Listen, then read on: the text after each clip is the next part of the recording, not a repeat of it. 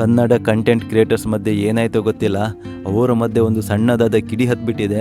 ಯಾವ ವಿಷಯಕ್ಕೆ ಅಂತ ಹೇಳಿದರೆ, ಜನರು ಒಳ್ಳೆ ದಾರಿಯಲ್ಲಿ ಹೋಗಬೇಕು, ಅವರು ಕೆಟ್ಟ ದಾರಿಯಲ್ಲಿ ಹೋಗಬಾರ್ದು, ಮತ್ತು ದುಡ್ಡು ಸುಮ್ಮನೆ ವೇಸ್ಟ್ ಮಾಡ್ಕೊಳ್ಬಾರ್ದು ಎನ್ನೋ ವಿಷಯಕ್ಕೆ ಆಗಿರುವಂಥದ್ದು. ಯಾವ ವಿಷಯ ಅಂತ ಹೇಳಿದರೆ, ಬೆಟ್ಟಿಂಗ್ ಆ್ಯಪ್ ಬ್ಯಾನ್ ಆಗಬೇಕು ಎನ್ನೋ ವಿಷಯಕ್ಕೆ ಆಗಿರುವಂಥದ್ದು. ಹೌದು, ನಿಮಗೆಲ್ಲ ಗೊತ್ತಿರ್ಬೋದು, ತುಂಬ ಜನ ವಿಡಿಯೋ ನೋಡಿರ್ತಾರೆ ಆ ವಿಡಿಯೋವನ್ನು.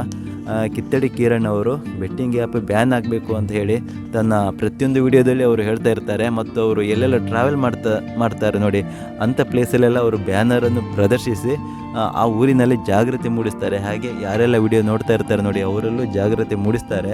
ಆದರೆ ಇಂಥ ಇದಕ್ಕೆ ಬೇರೆಯವರು ಏನೋ ಒಂದು ಕಮೆಂಟ್ ಹಾಕ್ತಾರೆ, ಇದು ಹೀಗೆ ಸ್ವಲ್ಪ ದೊಡ್ಡದಾಗಿ ಬೆಳೆಯುತ್ತೆ. ಇನ್ನೊಂದು ಏನಂತ ಹೇಳಿದರೆ, ಅವರು ಲಂಡನ್ ಟ್ರಿಪ್ ಮಾಡಬೇಕು ಅಂತ ಇರುತ್ತೆ ನೋಡಿ, ಆ ಇದಕ್ಕೆ ಅವರು ಏನೋ ಒಂದು ವಿಡಿಯೋ ಮಾಡಿ ಹಾಕ್ತಾರೆ. ಬೇರೆ ಕಂಟೆಂಟ್ ಕ್ರಿಯೇಟರ್ಸು ಸಪೋರ್ಟಾಗಿ ನಿಲ್ತಾ ಇಲ್ಲ, ಈ ಥರ ಏನೋ ಹಾಕ್ತಾರೆ. ಆದರೆ ಆ ಒಂದು ಅವರು ಲಂಡನ್ನಿಗೆ ಹೋಗುವ ಪ್ರೋಗ್ರಾಮಿಗೆ ಇರುತ್ತೆ ನೋಡಿ, ಆ ಪ್ರೋಗ್ರಾಮಿಗೆ ದುನಿಯಾ ವಿಜಯ್ ಅವರು ಬಂದಿರ್ತಾರೆ ಮತ್ತು ತುಂಬ ಜನ ಕಂಟೆಂಟ್ ಕ್ರಿಯೇಟರ್ಸ್ ಕೂಡ ಬಂದಿರ್ತಾರೆ. ಆದರೆ ಆ ಒಂದು ಸಭೆಯಲ್ಲಿ ಮತ್ತೊಬ್ಬರು ಕಂಟೆಂಟ್ ಕ್ರಿಯೇಟರ್ಸ್ ಮಧ್ಯೆ ಏನು ಮತ್ತು ಮನಸ್ತಾಪ ಉಂಟಾಗುತ್ತೆ. ಹೌದು, ಯಾರು ಅಂತ ಹೇಳಿದರೆ ಗೌತಮ್ ನಾಯ್ಡು ಮತ್ತು ಕಿತ್ತಡಿ ಕಿರಣ್ ಅವ್ರ ಮಧ್ಯೆ ಅಲ್ಲೊಂದು ಮನಸ್ತಾಪ ಉಂಟಾಗುತ್ತೆ. ಏನಂತ ಹೇಳಿದರೆ, ಅವರು ನನ್ನನ್ನು ಸ್ಟೇಜಲ್ಲಿ ಕರೆದಿಲ್ಲ, ಮಾತಾಡಲಿಕ್ಕೆ ಅವಕಾಶ ಕೊಟ್ಟಿಲ್ಲ ಅಂಥೇಳಿ ಗೌತಮ್ ನಾಯ್ಡು ಅವರು ಹೇಳ್ತಾರೆ.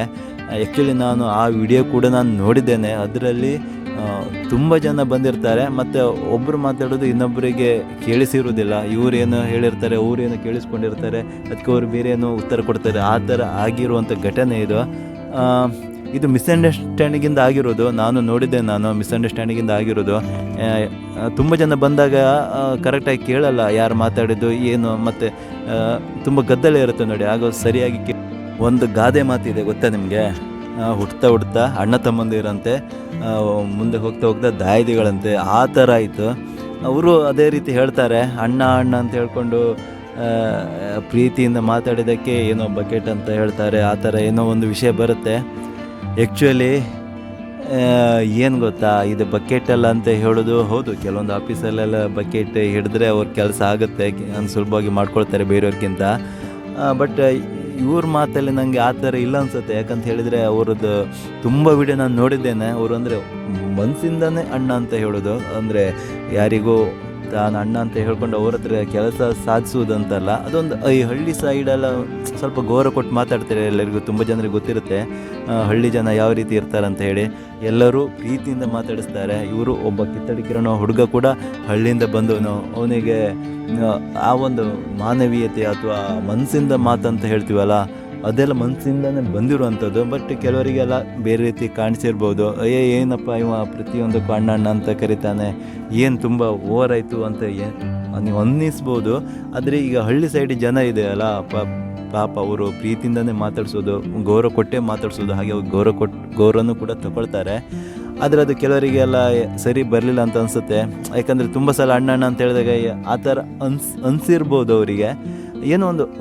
ಏನೋ ಒಂದು ಸಣ್ಣ ದೃಷ್ಟಿಕೋನ ಸ್ವಲ್ಪ ಬದಲಾವಣೆಯಿಂದ ಆಗಿರುವಂಥ ಘಟನೆ ಇದು. ಹಾಗೆ ಇದು ಇಲ್ಲಿಗೆ ನಿಲ್ಲಬೇಕು.